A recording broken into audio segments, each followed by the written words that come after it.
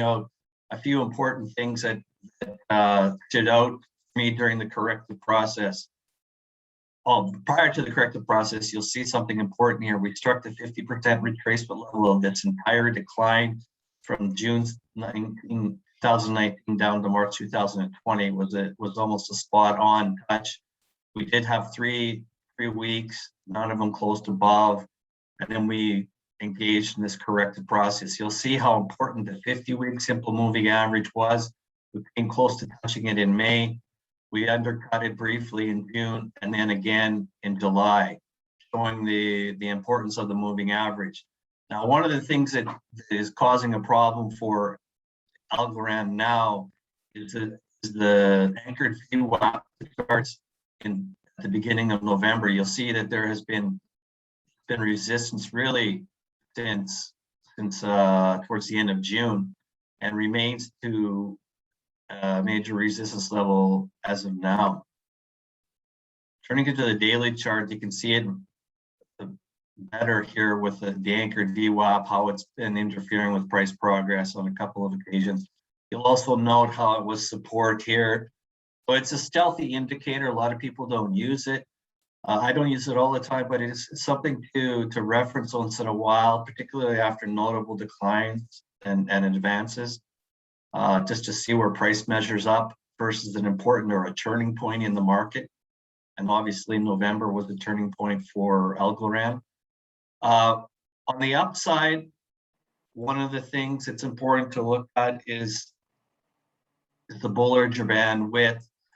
And it's interesting to note that the tightness of the Bollinger Bands, I'll bring those up now, is as tight as it's been since June 2020. So usually when you have an compression of the Bollinger Bands like we just had, that points to or projects a major price inflection point that usually will be resolved with some sharp move either up or down. In the case of June 2020, it was a move that was to the downside. But in this case, you're seeing how this is resolving now to the upside, including today's notable gain of almost 7%. It was higher earlier today. It takes us out of a descending triangle pattern that had been established really going back since May. We did try to get out here on August 7th and 8th. We finally broke out yesterday, and we have a really nice confirmation today. We're also looks like we're gonna close above the anchored VWAP, so that's pretty positive.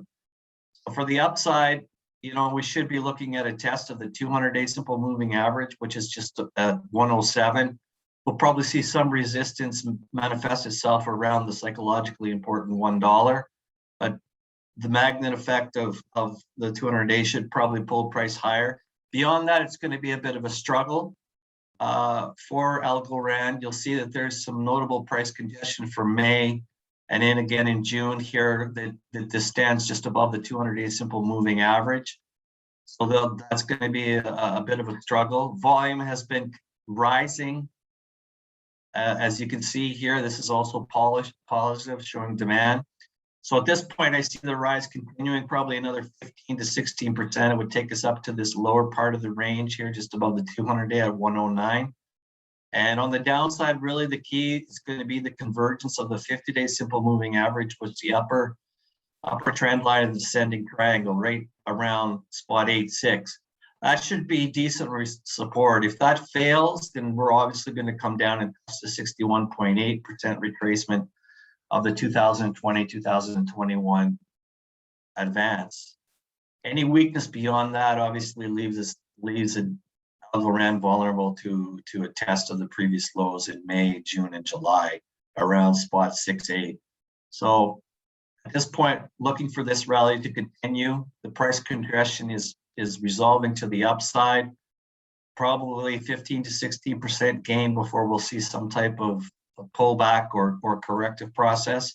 And the downside should be limited to about spot 8.4, spot 8.5.